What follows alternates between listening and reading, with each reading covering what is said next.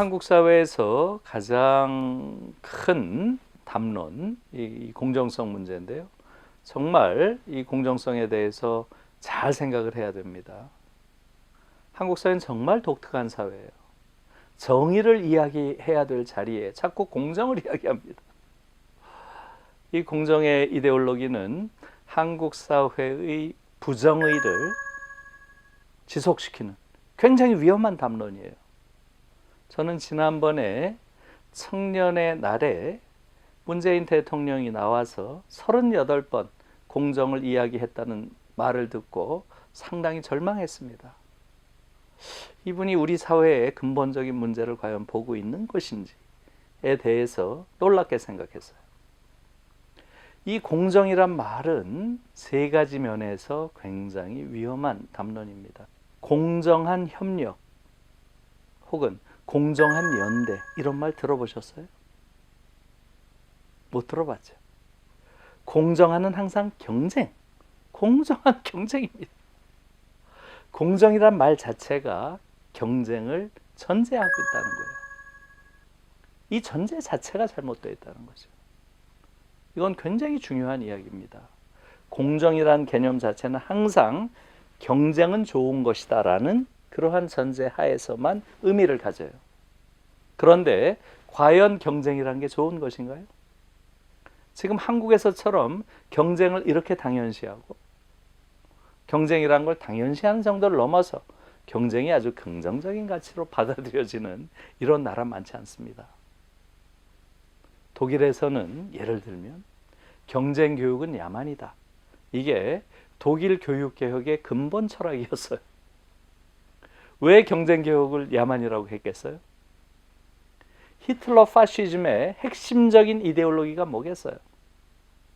이 세계를 하나의 거대한 정글로 보고 거기서 승리하는 승자가 약자를, 패자를 지배하는 것을 순리라고 보고 우월한 민족이 열등한 민족을 지배하는 걸 정의라고 보는 이러한 관점, 완전히 경쟁주의적 세계관에서 나온 거죠. 그래서 독일에서는 히틀러 파시즘을 극복하기 위한 가장 중요한 근원적인 극복의 수단으로 교육을 보았고요. 이 교육의 핵심적인 원리를 바로 경쟁 이데올로기를 넘어서는 것으로 그렇게 본 것입니다. 경쟁 이데올로기야말로 파시즘 이데올로기의 핵심이라고 본 거예요. 이 세계를 거대한 경쟁의 장으로 보는 것. 히틀러 파시즘이 12년 지속되었죠. 한국은 군사 파시즘이 30년이 됐습니다. 그런데 군사 파시즘을 우리가 극복했다고 하지만 한국의 군사 파시즘을 지탱했던 그 논리, 그것을 과연 우리가 극복했는가? 그 논리의 배후에는 독일과 똑같이 경쟁 이데올로기가 숨어 있습니다. 그래서 사실은 한국 교육의 문제라고 하는 것이 지금 많이 드러나는 게 바로 이 자리에서 우리가 이해할 수 있는 거예요. 한국 교육이 과연 성숙한 민주주의자를 길러내느냐, 아니면 미래의 파시스트를 길러내느냐, 여기에 대한 성찰이 필요합니다. 지금과 같이 가혹한 경쟁이 지속되는 한 성숙한 민주주의자를 기르기가 어렵다는 거죠. 공정성의 담론은 사실상 당연하고 불가피하고 심지어 긍정적인 전제로서 삼고 있다고 하는 것. 이게 첫 번째 문제예요.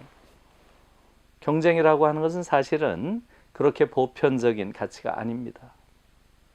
역사적으로 한번 들어가 보세요. 지금으로부터 300년 전으로 한번 거슬러 올라가 보세요. 다 서로 돕고 서로 연대하고 하는 협동과 연대의 정신이 우리 과거에도 일반적인 그러한 정신이었죠. 유럽도 말할 것이 없습니다. 예. 많은 공동체에서 경쟁은 죄악이었고요. 심지어 중세 때 길드 조직 안에서는 사형에 처해지는 중범죄였어요. 경쟁이 사회적 가치가 된 것은 언제입니까? 자본주의라고 하는 새로운 사회가 등장하면서 나온 것이죠. 그러니까 경쟁이라는 것 자체가 하나의 이데올로기라는 것을 알아야 되고요.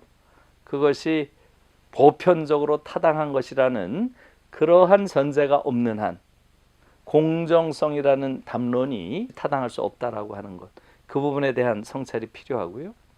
두 번째는 뭐냐 하면 공정이라고 하는 것은 당연히 불공정 또는 어떤 특권 이런 것들을 비판할 때 굉장히 중요한 가치죠. 분명합니다. 그러나 이 공정이란 가치는 또 다른 측면에서는 어떻습니까?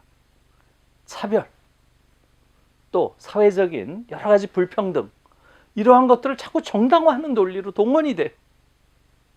한번 보세요. 한국 사회에서 공정이란 담론이 과연 차별과 불평등을 정당화하는 논리로 더 많이 쓰이는지 아니면 불공정과 불의를 교정하는 그러한 경우로 더 많이 쓰이는지 한번 보면은 알 수 있는 것이죠. 오히려 한국에서는 차별과 불평등, 사회적 불의를 정당화하는 그런 논리로 계속 동원되고 있다고 하는 것, 이것을 우리가 분명히 볼 필요가 있고요. 세 번째는 이 공정이라고 하는 것에 어떤 전제가 잘못되어 있다는. 다시 말하면 우리는 지금 진공 상태에 사는 게 아니에요. 우리는 아주 구체적인 사회적, 역사적 현실을 살고 있어요. 그 안에서 무균의 진공 상태의 공정이 이루어지는 그러한 상태는 없습니다. 이미 모든 경쟁이 벌어지고 있는 그 상황 자체가 기울어진 운동장이에요.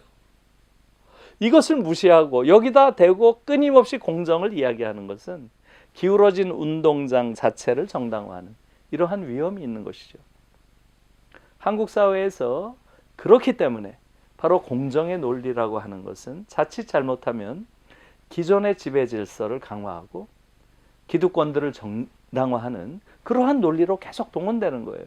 공정이라고 하는 담론에 대해서는 우리가 불공정을 바로잡는 것은 중요하지만 공정이란 담론이 품고 있는 논리적인 함정들에 대해서도 분명하게 우리가 인식하지 않으면 사회적으로 공정의 담론이 오히려 정의를 훼손시키는 이러한 담론으로 작동할 위험이 있다라고 생각합니다.